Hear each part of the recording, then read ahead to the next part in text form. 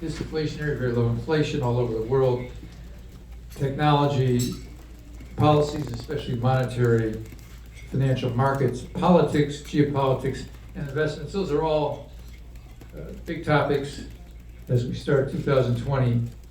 In a world and structure of economies, markets, policies, and with technology that is so different than when I first spoke here about 40 years ago. Would you believe that? 40 years ago. Do I look 105? There'll be an analogy to old age for those here who are a little on the older side.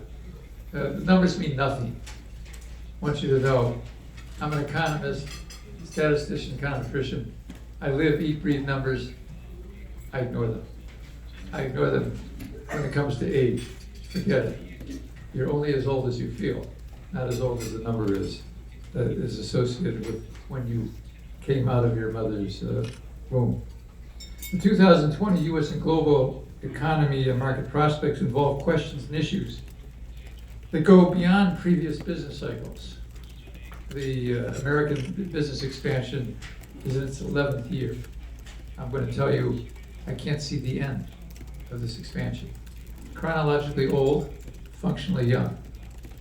Australia has grown, I think, 27 years. How old is old in the business expansion?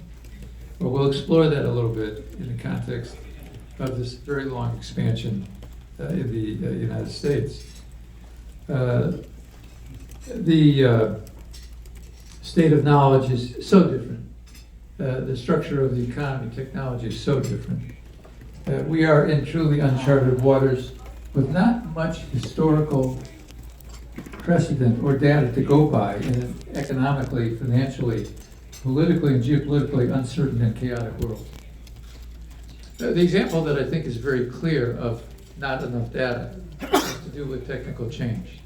You will hear me tell you that I believe, and have some empirical work that supports it, that technology and technical change is the major reason for low inflation around the world, and for what I'm going to tell you is the death of the Phillips curve, the old-time relationship between falling unemployment rates and rising inflation.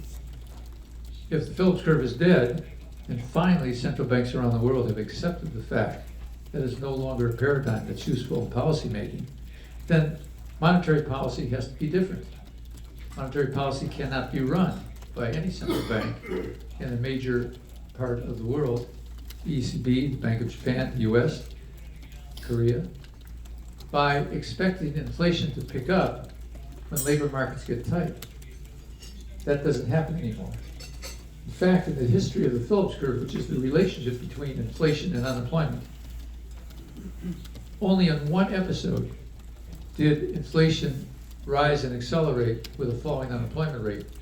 Way back in the 1960s. It didn't do what we saw in the 60s again, ever. And yet in the academic profession, powerfully strong, wonderful economists, Milton Friedman and Ed Phelps, and they may have spoken here, took the analysis, took the historical data of the 60s, applied it to all the future episodes, and no earlier than the 1970s, when we had oil prices quadrupling in 1973 to 1975, an external shock, and crude oil prices doubling in the Iranian conflict in 1979-80, we got rising unemployment and rising inflation. But the Phillips curve says that we should have, with rising unemployment, we should have falling inflation. It didn't happen. In the 1990s, we had falling inflation and falling unemployment. The unemployment rate fell below what was then thought to be the natural rate of unemployment, according to this theory, the Phillips curve paradigm, 6%. We dropped below 6% and inflation kept going down. It has really only worked one time. Yet central banks have used it as a paradigm of expecting inflation, and inflation in this episode has never come up to the 2% target of the major central banks of the world. That's hugely different for the business cycle. They have to get inflation higher, not lower. And the United States is in the 11th year of its expansion, and our central bank, big main goal now is to get inflation up, not down. Yesterday I met with Governor Kuroda, the Bank of Japan. What's his big problem? He's got to get inflation up, not down. The Japanese economy has an unemployment rate of 2.2%. Inflation is not accelerating at an unemployment rate of 2.2%. In the US, our unemployment rate's at a 50-year low. Wage and price inflation is not accelerating. It doesn't work. It's gone. What I'm going to tell you today is technology and technological change is at the heart of what we see. It's worldwide, and that's why we see low unemployment with low inflation everywhere in the world. Now, we don't have enough data, so I can't prove it as I would want to prove it as a scientist, as a PhD economist at a well-trained at a leading university. I don't have enough data. We don't produce enough data on the topic. There is some data. So in my test tube, I take a little bit of blood, run all the tests, and maybe I make a big deal out of that little bit of blood. Technology, to me, is the biggest source of the shift down on the Phillips curve. It has not worked.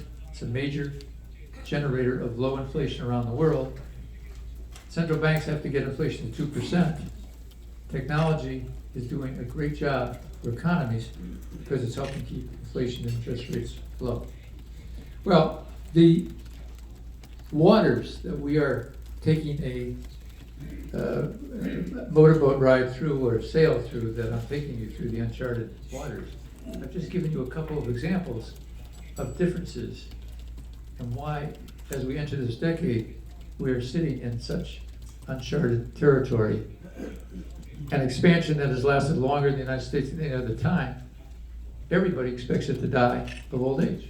It's so long, it's got to stop. It doesn't. We get scared, stock market sells off, and it keeps going. Well, uncharted water message number one, and I have some number of these, I won't do them all, is the U.S. record-long expansion, can it continue? Can it continue? Absolutely yes, is my view. That has been my view for 11 years. We do a survey, Wall Street Journal does a survey of economists every month and asks what the probability of recession is in the next 12 months.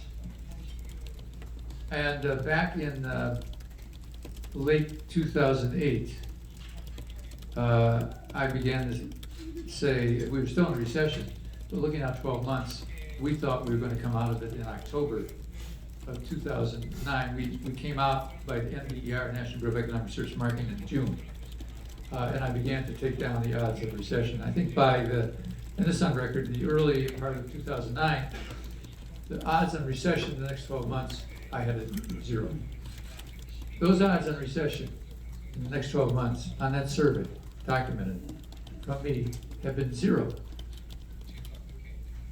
for over 10 years. But 5 or 6 months ago, a risk of recession in the next 12 months of 5% to 10% and 15%.